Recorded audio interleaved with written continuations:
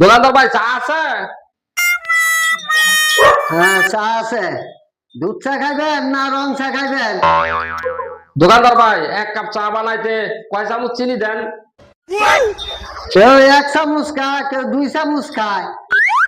দোকানদার ভাই আমি চা তো চিনি দিয়ে খাইতাম না, আমার 2 চামচ চিনি আমার এই পলিথিনের মধ্যে দিয়ে দেন। চিনি ছাড়া চা খাইবো? 2 চামচ চিনি আর পলিটিনে দিয়ে দিতাম। এরকম খাচ্ছর কাস্টমার তো দেই নেই গা। দেখ বেচা কিনা নাই জন, হ্যাঁ চিনি হ্যাঁ দিয়ে দেই। দেন চিনি দেন আমার 2 চামচ।